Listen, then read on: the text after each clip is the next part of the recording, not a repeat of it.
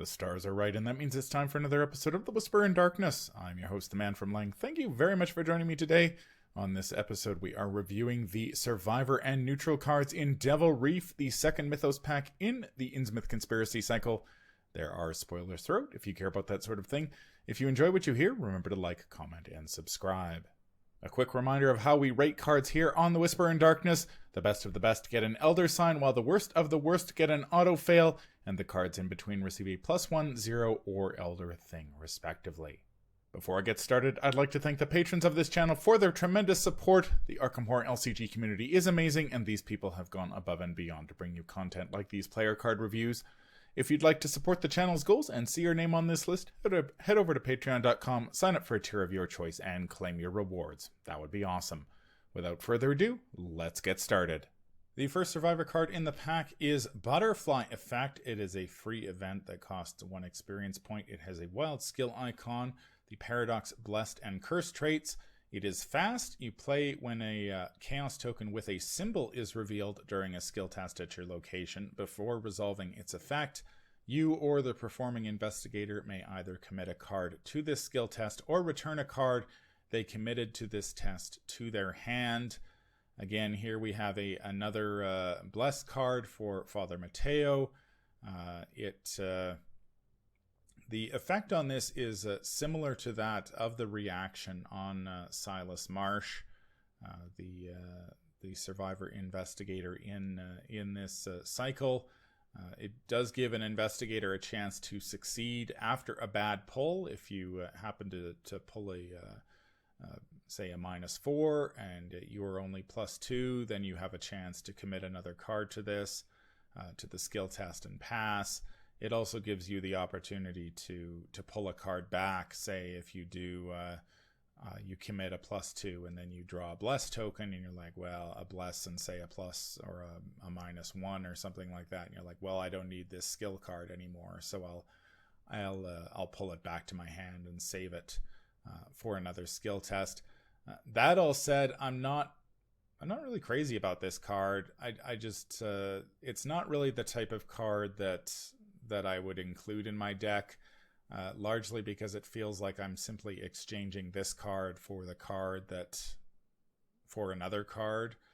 And while I do really like, while Silas Marsh's reaction is really good, that's permanent. So having sort of a transient effect like this is just isn't crazy compelling for me.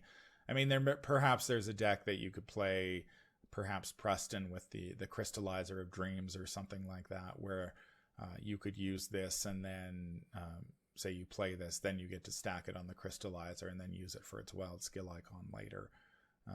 Something like that might be possible, but yeah, not a very compelling card for me, despite its value. Yeah, I'm inclined to agree with you. I think the decks that would want a card like this don't need a card like this because they can already function well enough as it is. Like, failing the occasional skill test, I don't think is really worth putting 2 experience worth of cards into your deck. Like what are you going to take out of your level 0 deck for this card? And then I think your experience could be better spent elsewhere.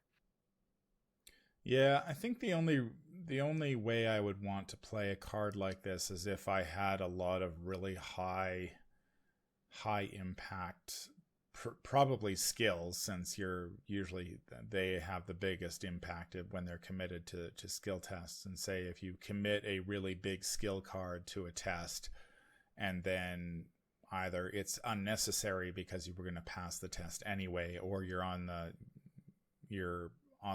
have the prospect of failing the test because of the token you pulled, then a card like this might be useful. But when I was trying to think of a skill that I would be like, man, I can't lose this skill to this test, I couldn't come up with one that I was just like, yeah, I really need to The save. only Yeah, the only thing I could think of is if you were playing some sort of combo deck with double or nothing, like if you weren't using the taboo list and you wanted to make sure that that card fired, then maybe this card is useful to you, but I think it's very specific in the deck that would want a card like this, and I don't think the things that you're doing are like normal investigator type value plays, if that makes sense. Yeah.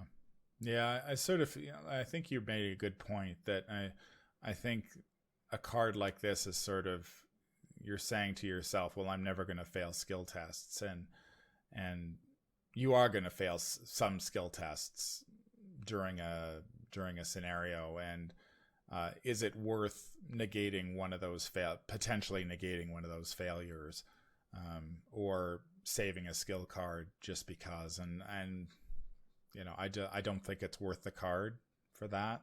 So Yeah, I don't either. Like you said, that you'd have to have a lot of really high value skill cards that you'd want to make use of for this card to be worth exchanging for that other card. yeah. Now, how would this work with what's that mystic one? The from Innsmouth. I always forget the name. The one that adds a curse token. Promise of Power. Promise of Power. Like maybe that if you committed that, you're already adding a curse token. Then you would be able to pull it back with this, and then add another curse token and get the four wild icons. Something like that might be worthwhile, but even then, I'm not convinced that I would be all that heartbroken if I failed a skill test with that on the table, or easily passed a skill test with that on the table. Yeah, the only thing I could really think of is something like Vicious Blow, like a card that you play specifically to succeed with. But yeah, Promise of Power is just a card that you play because it has a lot of icons on it. Yeah. So So how would you rate this one? I would give it an Elder thing. It's very niche in what it does, and the decks that are going to want to include it are generally not the types of decks that I like to play. So I think I'm gonna give this one a 0. I think somebody might be able to make use of it, but that somebody is probably not going to be me. But I think it's this to me is like a card that you could play, and I can see how it would be useful, but yeah, like I can too. Like I could see a situation where you try to like fail a skill test with a take heart, and then you trade this card for a take heart, but it's just so few and far between, and you kind of have to set those situations up for yourself. yeah, perhaps this would have been better if it had not cost experience points. Um, like you said, like what are you taking out of your deck to include this in? And I'm not too sure what the answer to that question would be. So Yeah, like you kind of have to have this in mind when you build your deck, right? Like you can't just kind of include this card. true. So True. Yeah, so maybe it is an elder thing in the end. It's hard to, with some of these cards. It's just very hard to rate them because they're sort of. I think we've encountered that a lot with this pack, where they're sort of, you could play them, but they're generally not as powerful as other options that exist, or they're so niche that you really have to build a deck around them in order to get any sort of value from them. The second survivor card in the pack is Third Time's a Charm. It is a 1-cost event that costs 2 experience points. It has willpower, combat, and agility skill icons and the spirit trait. It is fast. You play when a skill test at your location begins. Twice during this test, when an investigator reveals a chaos token, they may cancel it, return it to the chaos bag, and reveal a new chaos token. This is one of the other cards that was spoiled in the preview article. It is an option for survivors and all of the off-class survivors, such as Agnes, Min, Preston, and Tommy. You get to, if you play this card, you could potentially cancel 2 negative tokens each test. Those tokens do go back in the bag, however, so there is a chance that you could draw a triple -4 and still fail.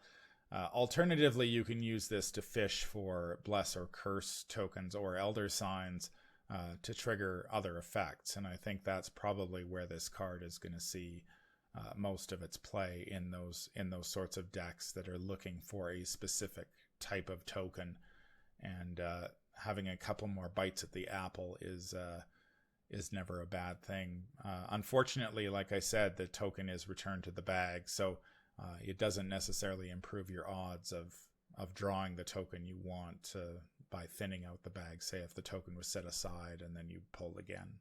It also costs 2 experience too. Again, like this is one of those cards that, like, what are you gonna take out to include this in your deck? And I'm not really high on a card like this personally. I tend to not like these types of cards that are essentially like ensuring you pass a particular skill test, which is, I think, kind of the theme with this pack for survivors. And I'm just okay with failing the occasional skill test. So cards like this aren't very appealing to me personally. Yeah, I don't think this is the type of card that I would be reaching for in my decks, but I guess if I was playing an Agnes deck that was playing with the new suite of mystic spells, perhaps I might consider this as an option if I was fishing for curse tokens, given that she doesn't really have a lot of great ways to add them. But then again, why would you be playing those cards if you don't have the ways to add them? So you're sort of, yeah, I guess if you probably want to pack the bag with as many of those tokens as you can, and so having a card that is attempting to fish for one of those for 2 experience points is a pretty big ask, and 2 is quite a bit for survivors, considering they have so few that cost more than 3. Yeah, and I feel like a lot of other off-class survivors that would consider a card like this probably just have better options. So how would you rank this card? I'm kind of inclined to give this the auto fail. Oh, wow. Yeah, I don't like this card. I don't like it. I don't think I'm prepared to go that far down. I was sort of somewhere between 0 and Elder Thing, but the more I think about it, the more I'm leaning towards Elder Thing, just because if you want to draw Bless or Curse tokens, you've probably stuffed enough of them in the bag that you don't need a card like this. And if you're just sort of like, I mean, and I think this is something we've discussed in the past, how the tokens themselves aren't that impactful unless you are attempting to build or leverage them for other effects. So just sort of fishing around in the bag for a Bless token or a Curse token is not, I don't think that's a position you really want to be in when you're playing. Yeah, and if you're trying to use 3rd time's a charm to pass a skill test, like, I think you're better off playing Butterfly Effect, personally. So a rare auto fail in this pack for 3rd time's a charm. Not quite prepared to go to be that hard on it, but yeah, I don't think this is a card that I'm going to be reaching for.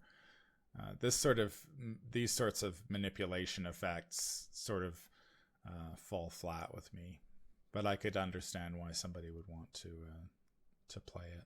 The final card in the pack is a neutral card. This is Manipulate Destiny, a 1-cost event that costs 2 experience points. It has a wild skill icon and the spell trait. You reveal a token from the Chaos Bag until you reveal a curse, auto fail, Bless, or Elder Sign token.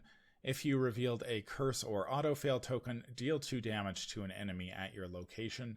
If you reveal a Bless or Elder Sign token, heal 2 damage from an investigator or ally asset at your location. This action does not provoke attacks of opportunity. This was the final card that was spoiled in the FFG's preview article.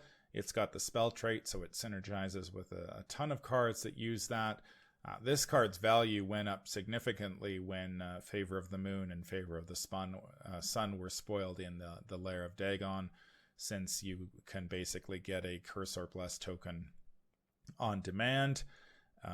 Seekers and Rogues would probably use this card to be dealing damage, while Guardians and Survivors will be likely using it to heal, while Mystics can go either way depending on the type of build. What do you think about this card, Nate? So I actually tried this out in a Sister Mary build. I was doing both Curse and Bless tokens with her, and I found this card to be pretty useful. Admittedly, it was much less useful in a deck like that, where it's kind of random which effect you get. But I think in a focus deck where you can kind of pretty reliably trigger one of the effects, I think you're going to be pretty pleased with this card overall. The fact that you reveal tokens until you get one or the other is great. So, yeah, it's just a nice, consistent way to either deal damage or heal damage if that's what you're looking for in your deck.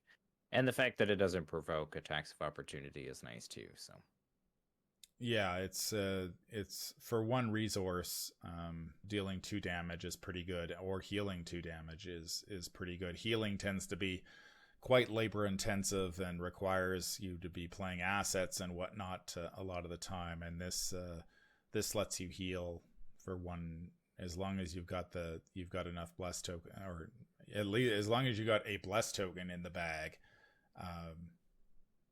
Actually, you don't even need a Bless token. You can play this as long as you I think this is one of those rare cards you were talking about. Like, most of these cards with the Bless and Curse mechanic don't interact with the rest of the card pool, and this one you can play it without the Bless or Curse mechanic, since it triggers off of auto fails and Elder Signs as well. So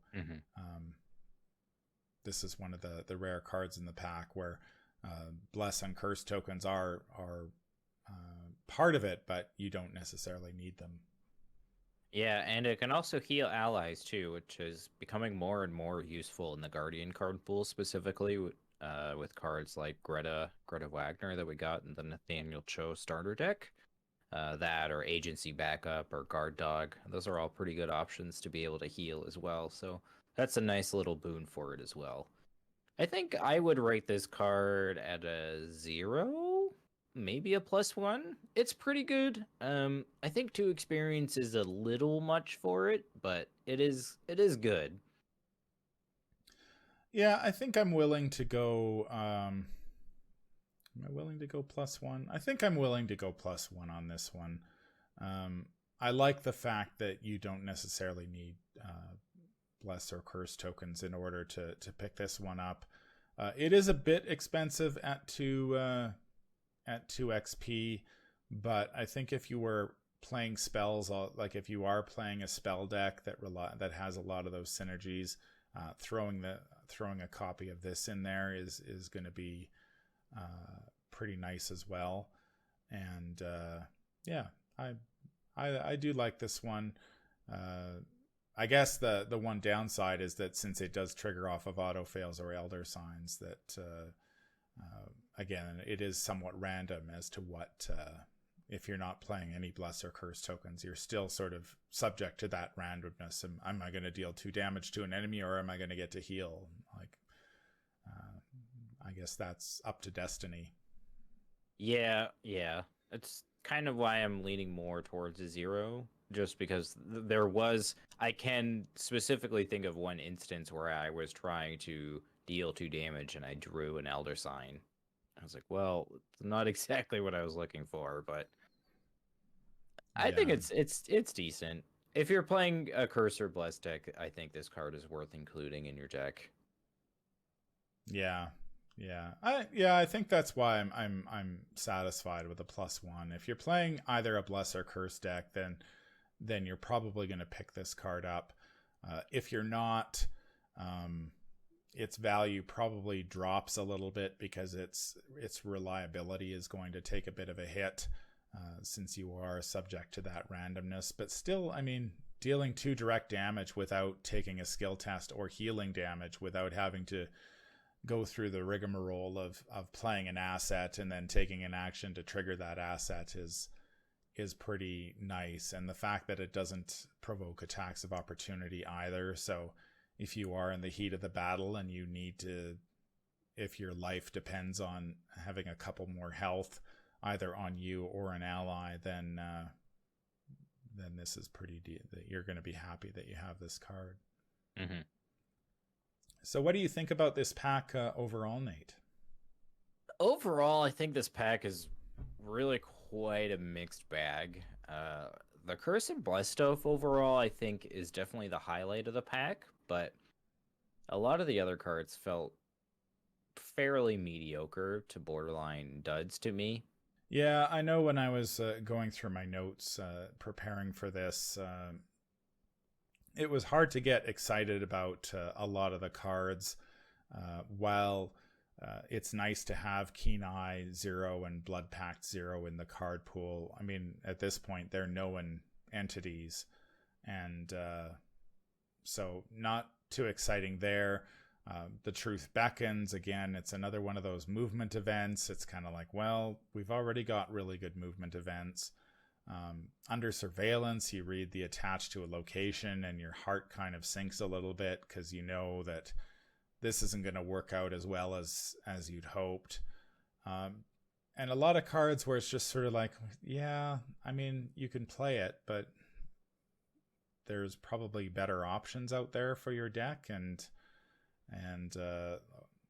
so just sort of not a lot to get excited about in this pack for me. And I sort of feel like we're going to see some future packs. I know, like, when they spoiled Lair of Dagon, they spoiled the 3 talents that we're getting. And I mean, again, those are, we sort of expected that we would get them, but they're known quantities. And so that's like almost a third of the pack that is not going to be all that interesting. So I hope this isn't a bellwether for what is going to happen in Horror and High Gear, the Lair of Dagon, or I guess the next 4 packs that we have, that we're going to sort of see some possibly exciting Bless and Curse cards, and then some rather pedestrian non-Bless and Curse cards.